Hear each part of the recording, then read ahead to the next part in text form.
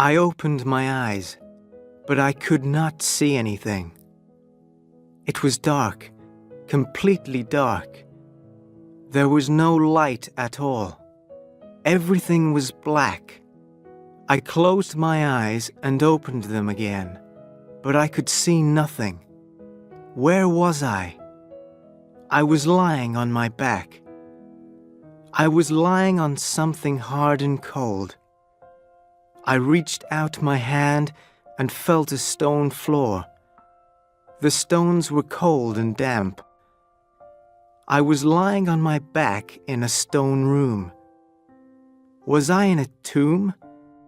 Was I in a place where dead bodies were buried? I had to move. I had to find out. I turned over onto my hands and knees. Then I started to crawl forwards. In a few seconds, I found a wall. It was cold and wet. Maybe I was in a room that was under the ground.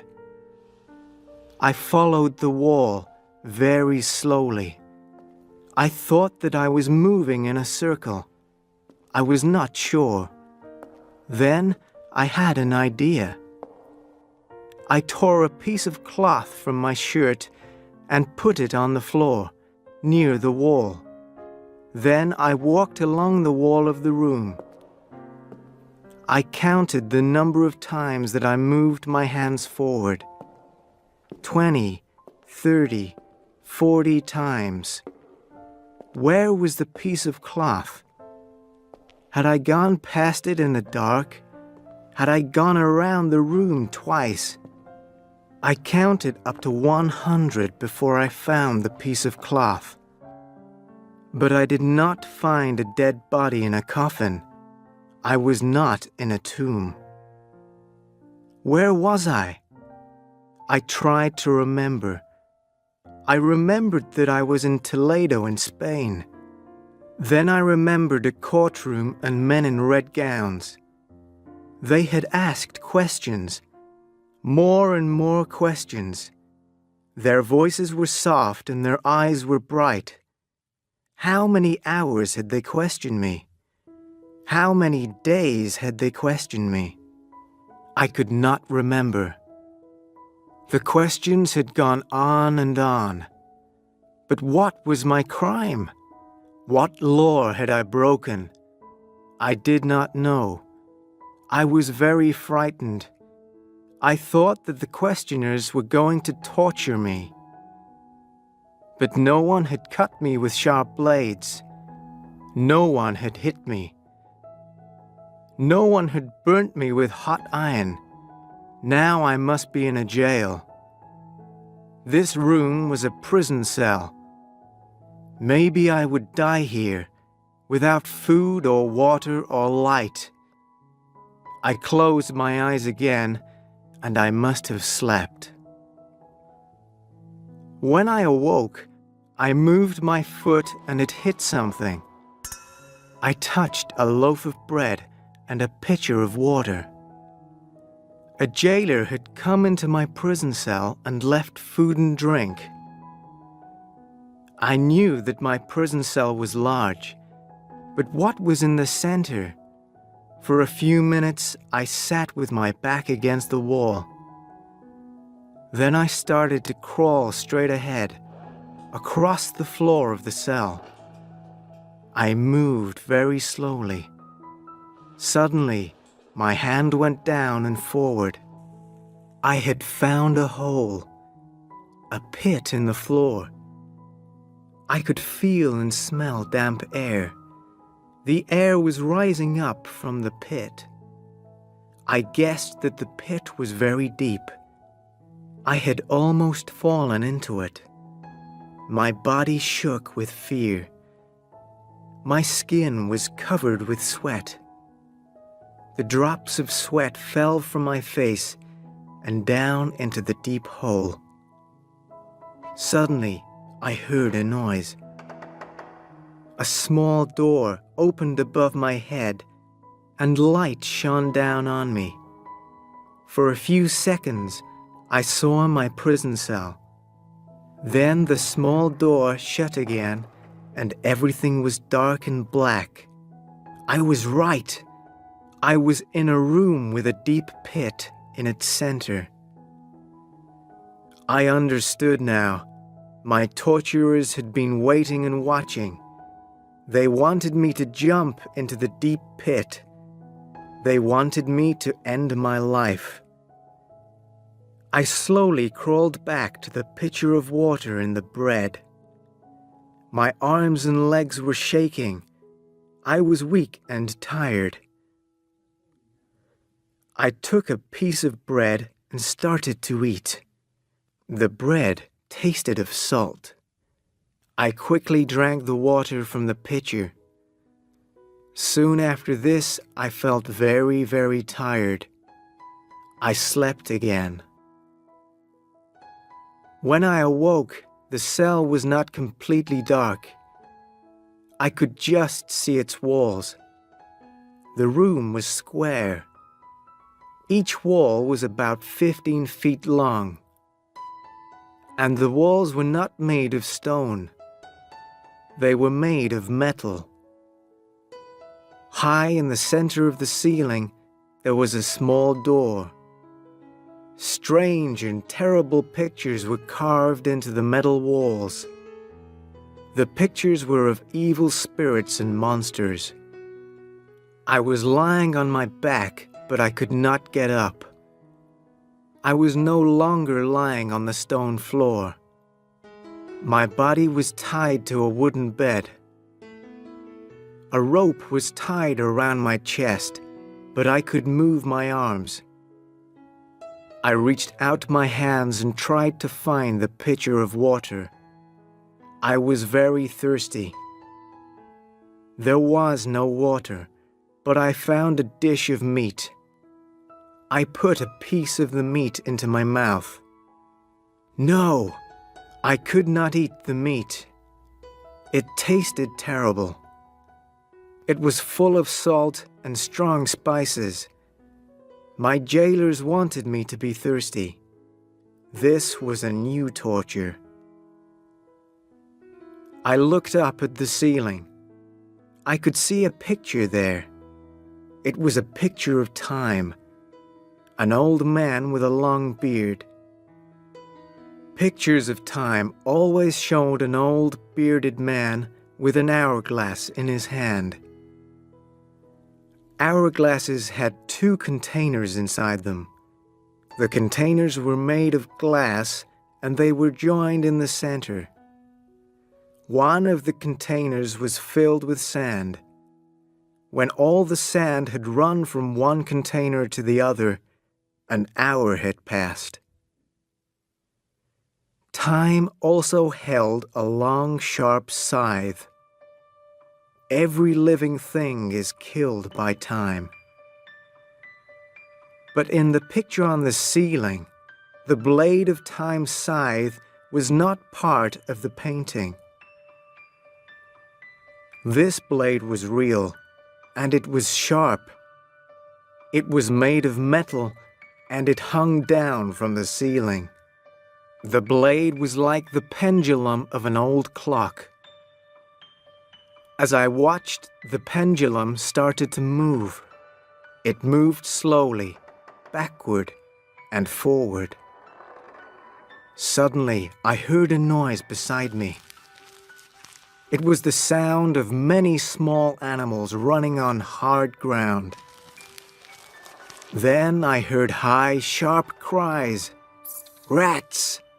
There were rats here in the cell. They had climbed out of the pit. Several large black rats ran across the floor toward my wooden bed. I moved my arms and shouted. I tried to frighten them away. The rats looked at me with their red eyes. They opened their mouths, and I saw their sharp, pointed teeth. Were the rats going to be my next torture? I looked up at the pendulum again. It was moving more quickly now. As it moved backward and forward, it made a soft whooshing sound. Whoosh! The pendulum swung back behind my head, and I could not see it. Then it swung forward over my feet. Whoosh! As I watched, I saw that the pendulum was lower. Very slowly, the pendulum was getting closer to me. Now I saw the reason for the pendulum. This was how I was going to die. The sharp blade of the pendulum was going to kill me. But it was not going to kill me quickly. It was going to cut my body very, very slowly. The pain would be terrible. How many times was the blade going to cut my body? How long was I going to lie on the wooden bed? How many times was I going to scream as my blood ran onto the floor? One of the rats ran over my hand. I cried out and pulled my hand away quickly. The dish of meat was still beside me. The rats could smell the meat and they wanted it. Suddenly, I had an idea. I reached out my hand and took some of the meat from the dish. Then I rubbed the spiced meat onto the rope that was around my body. I rubbed the meat all along the rope. Then I lifted my hands above my head and lay still. At first, the rats were frightened of me. They did not come too close. Then one of them jumped onto my chest. I did not move. I felt the rat's sharp little feet on my body. I saw its red eyes and sharp teeth. I tried not to scream. The rat put its nose closer to the rope. It smelled the spiced meat on the rope. The rat started to bite the rope with its sharp teeth. It was eating the meat that was on the rope. Soon another rat jumped onto me. It started to eat the rope too. More and more rats came. They ran over my face. They ran over my body. I kept my mouth and eyes closed. I tried not to shout in fear. I tried to stop my body shaking. The rats' feet and tails touched me. I felt the horrible animals on my mouth and my eyes and my nose. I heard their high, sharp cries. The sound of the pendulum became louder. Soon the whooshing sound of the pendulum was louder than the sound of the rats. The blade was coming closer to my body. I felt the air move as the pendulum passed over my face. The pendulum swung very wide. I counted each time that it passed over me. 6 seconds, 7 seconds. Then the blade swung back. 6, 7, whoosh. 6, 7, whoosh. The pendulum swung lower and lower. It was now only a few inches above me, and it was moving more slowly. The huge blade frightened the rats and they ran away. The animals knew that they were in danger. They had eaten part of the rope, but I was not yet free. I waited for the pendulum to cut the rope completely. 7 seconds, 8 seconds. The pendulum whooshed above my body from head to foot, and then from foot to head. 7, 8, whoosh! It was very close to me now. I tried to make my body lower on the bed. Where was the blade of the pendulum going to bite me? Was it going to cut my head? Was it going to cut my chest or stomach? I screamed. The blade bit and it cut the rope. The pendulum swung toward my feet. Suddenly, I was free. I jumped from the wooden bed and lay on the floor. Sweat was pouring from my skin. I was breathing quickly. The pendulum whooshed past one more time, and then it stopped. The small door in the ceiling was open. My torturers were watching. They had seen me escape from the blade. Suddenly, the pendulum moved up into the ceiling, and it was still. I was not safe for long. A little later, I smelt something. It was not the smell of rats, and it was not the smell from the deep, dark pit. It was the smell of hot iron. The metal walls of the cell were becoming hot. I moved closer to the pit. It was cooler here. This was my torturer's plan. They were heating the walls. When the cell became too hot, I must jump into the pit. The pit was cool and damp. But the cell walls were not only hot, they were also moving. The hot metal walls were moving toward me. The pictures of the evil spirits and monsters were now red. They were getting hotter. I was going to burn on the walls, or I was going to fall into the pit. I had very little time. I stood on the edge of the pit and I closed my eyes. The walls were hot, and the floor was hot. The air was hot. I felt the terrible heat on the skin of my face and hands. I was ready to fall. This was the end. I was going to die in this terrible place. Suddenly, I heard voices. People were shouting. I heard the sounds of guns. People were fighting.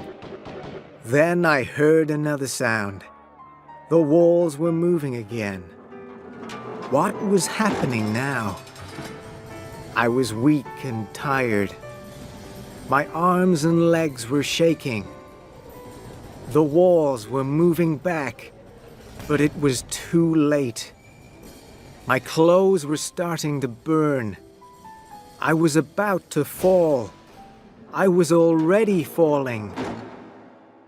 Then someone held my arm and pulled me back. As I turned my head, I saw the person who was holding me. It was a soldier who was wearing the uniform of the French army. French soldiers had captured the city of Toledo. All the prisoners were free.